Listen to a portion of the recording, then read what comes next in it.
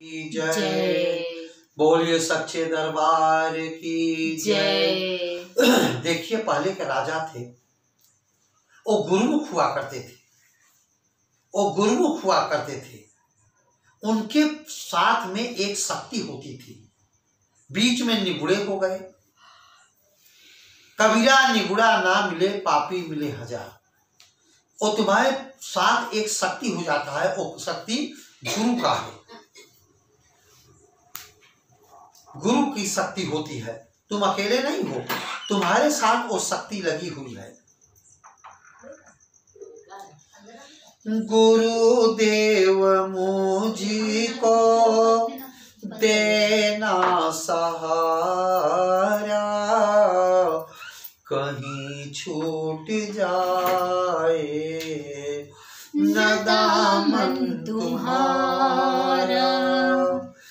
गुरुदेव मुझको देना सहारा, कहीं छूट जाए न दामन तुम्हारा। तेरे प्रेम से ये छुड़ाती है दुनिया, इशारे से मुझको बुलाती है दुनिया। तेरे प्रेम से छुड़ाती है दुनिया, इशारे से मुझको बुलाती है दुनिया। नहीं देख दुनिया का झूठा पसारा, नहीं देख दुनिया का झूठा पसारा, कहीं छूट जाए दामन तुम्हारा। सिवा तेरे दिल में समाए न कोई, सिवा तेरे दिल में समाए न कोई। लगी लो दीपक बुझाए न कोई। तुम्ही मेरी दीपक, तुम्ही हो उजाला, कहीं छूट जाए ना दामन तुम्हारा। गुरुदेव मुझको देना सहारा, कहीं छूट जाए न दामन तुम्हारा। स्वार्थ की दुनिया में कोई ना हमारा, बता दो प्रभु तुम बिन कौन है हमारा। स्वार्थ की दुनिया में कोई ना हमारा, बता दो प्रभु तुम बिन कौन है हमारा। तुम्ही मेरी नैया, तुम्ही हो खिवैया, तुम्ही मेरी नैया, तुम्ही हो खिवैया, कहीं छूट जाए न दामन तुम्हारा। सारी दुनिया स्वार्थ है। हाँ, स्वार्थ लाय करे सब प्रीति। माता पिता का भी स्वार्थ होता है कि बच्चा नौकरी करेगा, धन दौलत लाएगा। एक पंडित जी थे, वो रोज गंगा नहाते थे, त्रिपुंड लगाते थे। उनका लड़का बड़ा अधिकारी हो गया था। एक दिन लड़के से पूछ रहे थे, बताओ लड़के बच्चे, कहा पिताजी खूब आमदनी है, 2-3 साल में तुम्हारा भाग्य बदल देंगे। पिताजी ने कहा बच्चे ये बताओ कि कुछ ऊपरी आमदनी है कि नहीं। लड़के ने कहा तनख्वाह तो सेब बचेगा, ऊपरी आमदनी बहुत ज्यादा है। पिताजी ने कहा वाह बेटा वाह, का मतलब ऊपरी आमदनी मतलब बेईमानी की आमदनी, छल कपट की आमदनी। आज के जमाने में ऐसे पिता होते हैं। पिता भी स्वार्थी होता है, स्वार्थ लाए करे सब प्रीति। एक पिता के 4-5 संतान होता है। माता पिता उसी की तरफ रहेंगे जिसके पास धन है, दौलत है। स्वार्थ लाए करे सब प्रीति। लेकिन आपका हितैषी कौन है? गुरु। और निष्काम कर्मयोग करके अपने शिष्य को 84 के चक्कर से छुड़ा देगा, वो गुरु होता है। गुरु से बढ़कर कोई देव नहीं है। 3 लोक 9 खंड में गुरु से बड़ा न कोई, कर्ता करे सो गुरु करे, गुरु करे सो। एक समय की बात है, शिवाजी के गुरु रामदास एक बार शिवाजी के यहाँ जा रहे थे। उनका चेला भी था और गुरुजी भी थे। जा रहे थे, रास्ते में पैदल ही जाते थे। उस समय मोटर गाड़ी नहीं होती थी। उनको रास्ते में भूख लगा। एक खेत देखा, गन्ना का खेत था। चेला जा करके 2 गन्ना तोड़ लिया। तब तक में किसान आ गया। किसान आ गया, देखा वो चेले को भी 2 लाठी मारा और गुरुजी को 2 लाठी मारा। अब ये लोग गन्ना चूने का बेचारे चले गए शिवाजी के यहाँ। बड़ा स्वागत हुआ, आव भाव हुआ। शिवाजी अपने गुरुजी को स्वयं तेल मालिश करते थे, नहलाते थे। जैसे ही पीठ पर जहां लाठी लगी थी, जैसे ही हाथ गया, गुरुजी चिपक गए। जब देखा शिवाजी तो उनके गुरुजी को लाठी उपटी थी, डंडा उठता था। हैरान हो गए, गुरुजी क्या, किसने दुष्टता किया? गुरु जल्दी कुछ बोलते हैं। कहा कुछ नहीं। अरे तुम कहाँ टक गए हो, मालिश करो। कुछ नहीं हुआ। लेकिन उनको शंका हो गया। शिष्य से पूछा भाई सत्य बताओ क्या हुआ? कहा देखो हम लोग रास्ते में आ रहे थे, गुरुजी को भूख लगी, हमको भी गन्ने का खेत मिला, हमने 2 गन्ना तोड़ लिया। तब तक किसान आ गया, गन्ना मालिक 2-2 लाठी जड़ दिया हम लोगों को। शिवाजी बड़े क्रोधित हुए, मतलब आदेश दिया कि गन्ना मालिक को आदेश है कि कल दरबार में उपस्थित हो। वो गन्ना मालिक गया, देखते ही वो सूख गया, डर गया कि इन्हीं लोगों को कल हम मारे थे। गुरुजी के आसन में गुरुजी बैठे हुए हैं और सब शिवाजी वगैरह नीचे बैठे हैं। देख के डर गया। शिवाजी ने कहा क्या यही दुष्टता किया? गुरुजी को ऐसा तुमने मारा? बड़े क्रोधित हुए। उन्होंने कहा गुरुजी जो दंड आप कहोगे वही हम दंड देंगे। शिवाजी ने ऐसा कहा। गुरुजी ने कहा वही दंड देना पड़ेगा, फिर समझ लो। कहा ठीक, समझ लिया। गुरुजी ने क्या आदेश किया कि इसको 4 गांव की संपत्ति लिख दिया जाए। कितने संत निर्मल होते हैं। 4 गांव की और संपत्ति दे दो, खेत इतना दे दो कि जो है इसको पेट भर जाए गन्ने से। लोगों ने सोचा महाराज इसको फांसी की सजा देते, और सजा देना था, इसको तो और खेत का मालिक बना दिया। ऐसे महापुरुष होते हैं, अपने शरीर पर दुख सह करके लोगों को परोपकार करते हैं। संत एक समाज सुधारक होता है। ठीक, उसका काम है समाज को सुधारना। और मनुष्य में आत्मविश्वास हो, जिसके पास आत्मविश्वास है उसका महत्व और कुछ होता है। आप विश्वास के द्वारा ही आप अपनी निश्चित मंजिल पर पहुंच सकते हैं। सिद्धांत संबल है, क्योंकि उसके कारण ही कार्य सिद्ध करने वाली शक्ति कई गुना बढ़ जाती है। विपत्तियों का मुंह तोड़ जवाब देना सीखो। स्वयं को किसी भी विपत्ति में से सबक जानो। दुख, विपत्ति या कठिनाइयों को उस पौधे के समान समझो जो अभी अभी उगा है उसे फौरन जड़ सहित उखाड़ फेंको। आलस करोगे तो विपत्ति का यही पौधा वृक्ष बन जाएगा और आपसे अधिक शक्तिशाली होकर आपको तबाह कर देगा। यह बड़े दुख की बात है कि लोग अभी तक आत्मविश्वास के महत्व को नहीं समझ पाए। वे नहीं समझते कि किस वस्तु के कारण कार्य के प्रति उनमें दृढ़ धारणा होती है।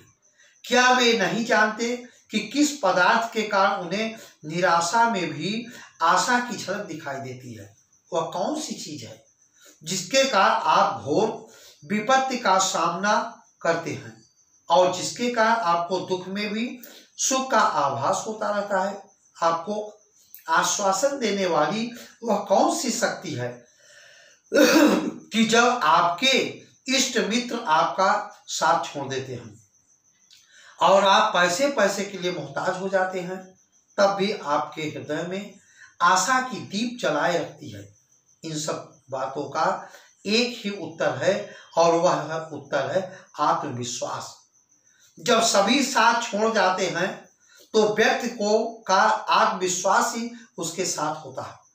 जो व्यक्ति आत्मविश्वास के बल पर आत्मविश्वास को साथ लेकर आगे बढ़ता है तो वह पुनः एक विशिष्ट स्थान प्राप्त कर लेता है। लेकिन जो आत्मविश्वास को भूल जाता है वह मृत प्राय ही हो जाता है। आत्मविश्वास ही वह अनुपम शक्ति है जिसके सहारे आप अपने ध्येय की ओर निरंतर बढ़ते चल रहते हैं। आपकी आत्मा का गूढ़ रहस्य और आपका पथ प्रदर्शक आत्मविश्वास ही है। उसी के सहारे आप अनेक विघ्नों पर विजय प्राप्त कर पाते हैं। इस संसार में जितने भी महान कार्य हुए हैं या हो रहे हैं अथवा होंगे, उन सब का मूल कारण आत्मविश्वास ही है। संसार उन्हीं का आदर करता है जो अपना सब कुछ गंवा देने पर भी आत्मविश्वास को नहीं गंवाते और इस निश्चय पर दृढ़ रहते हैं कि जो कार्य हमने आरंभ किया है हम उसे अवश्य पूर्ण कर सकेंगे। उस व्यक्ति का भविष्य सर्वथा चिंता रहित होता है जिसमें आत्मविश्वास कूट कूट कर भरा हो। आत्मविश्वास वह अद्भुत शक्ति है जिसके बल पर एक अकेला मनुष्य हजारों विपत्तियों एवं शत्रुओं का सामना कर लेता है। निर्धन व्यक्तियों की सबसे बड़ी पूंजी और सबसे बड़ा मित्र आत्मविश्वास ही है। इतिहास में आपको ऐसे अनेक उदाहरण मिलेंगे कि निर्धन व्यक्तियों ने ऐसे ऐसे कार्य किए जिन्हें धनवान व्यक्ति भी न कर सके। ज्ञानी भोगे ज्ञान से, अज्ञानी भोगे रोग। इसलिए आत्मविश्वास सी बनो। बोलिए सद्गुरुदेव भगवान की जय। बोलिए सच्चे दरबार की जय।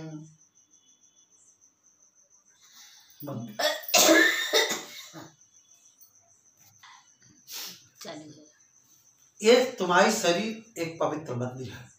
स्वयं को जानो मैं कौन हूं। अंश तू था ब्रह्म का, अब भूल गया जग यार।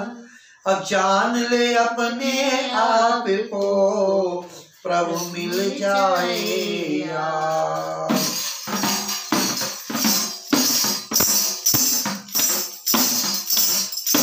जानो रे तुम हो कौन, जानो रे, जानो रे तुम हो कौन, जानो रे। कहाँ से आया कहाँ न जाना, कहाँ से आया कहाँ न जाना। अब तो तुम ये जानो रे, जानो रे तुम हो कौन, जानो रे, जानो रे तुम हो कौन, जानो रे। पांची तत्व का पुतला बना है, पांची तत्व का पुतला बना है। तेरा एक ठिकाना, पांच तत्व का पुतला बना है तेरा एक ठिकाना। इस पुतले पर चढ़कर प्राणी, इस पुतले पर चढ़कर प्राणी अपने आप न जाना रे। जान रे तुम अपने जानो रे। जान रे तुम अपने जानो रे। धन दौलत और माया को तू करता मेरा मेरा। धन दौलत और माया को तू करता मेरा मेरा। पर कभी ये सोचा प्राणी तन सीना देगा तेरे जानो रे। तुम अपने जानो रे। जानो रे तुम अपने जानो रे। यही कारण तुम भर मत डोलो, यही कारण तुम भर मत डोलो। संत जी कहाँ बसेरा रे। यही कारण तुम भर मत डोलो, संत जी कहाँ बसेरा रे। जान रे तुम हो अपने जानो रे। जान रे तुम हो अपने जानो रे। सतगुरु जी से आत्म ज्ञान ले लो, मन में होगा बसेरा, मन में होगा सवेरा रे। जान रे तुम अपने जानो रे। स्वयं को जानिए मैं कौन हूं। जिसको तुम खोज रहे हो तुम ही हो। कस्तूरी कुंडल बसे मृग ढूंढे बनमाए, ऐसे घट घट राम है दुनिया देखे ना। कस्तूरी होता है मृग के नाभ में होता है, लेकिन उसकी महक से वो भाग रही कहीं यहाँ कहीं वहां। इसी प्रकार घट घट में वो परमात्मा है, लेकिन आज मानव भाग रहा है कहीं यहाँ कहीं वहां। कोई ढूंढत है मथुरा नगरी, कोई जाए बनारस बास करे। जब व्यापक रूप पिछा लिया तब भरम का भंडा फोड़ दिया। आज मानव अंधविश्वास में फंसा हुआ है, इसलिए परमात्मा को, हृदय परमात्मा को नहीं जानता। आडंबर करता है, स्वयं का नुकसान करता है। पांच तत्व का पुतला बना है तेरा एक ठिकाना, इस पुतले पर रहकर प्राणी अपने आप न जाना। पांच तत्व का पुतला शरीर है। परमात्मा ने अपने रहने के लिए स्वयं शरीर बनाया है, इसी में परमात्मा विराजमान है। लेकिन मनुष्य उस परमात्मा को न जानने का आडंबर करता है, अंधविश्वास फंसता है। मनुष्य दो प्रकार का होता है, एक अंतर्मुखी एक बहिर्मुखी। कुछ परमात्मा को बाहर खोजते हैं जिन्होंने कभी नहीं प्राप्त किया। जिसने गुरु के माध्यम से अंतर जगत में खोजा वो कभी मायूस नहीं हुआ। जिसने परमात्मा का दीदार किया है कहीं बाहर नहीं, अपने घट के अंदर ही किया है। धन दौलत और माया को तू कहता मेरा मेरा, पर कभी ये सोचा प्राणी एतन भी न तेरा। विचार करो, लोग कहते हैं हमारा घर है, द्वार है, ये तुम्हारा शरीर के मालिक नहीं हो तो तुम्हारा कैसे होगा? ये सब झूठा है। हृदय परमात्मा को नहीं देखा, नहीं जाना तो तुम 84 लाख योनियों में फिर से विचरण करोगे। इसलिए ऐसे संत के पास जाइए जो घट के अंदर ही परमात्मा का दीदार करा दे, सारी समस्या का समाधान हो जाएगा। ईश्वर एक है, मिलने की विधि एक है, वो ब्रह्म ज्ञान है। सारे मर्ज गायब हो जाएंगे। ब्रह्म ज्ञान की साधना करो, गुरु के पास जाओ, सारी समस्या का समाधान हो जाता है। श्रद्धा और विश्वास से जो गुरु नाम ध्याय, आदि व्याधि ताकि सकल निश्चय ही मिट जाए। सारी समस्या का समाधान कर देता है, वो है सद्गुरु। बोलिए सद्गुरु भगवान की जय।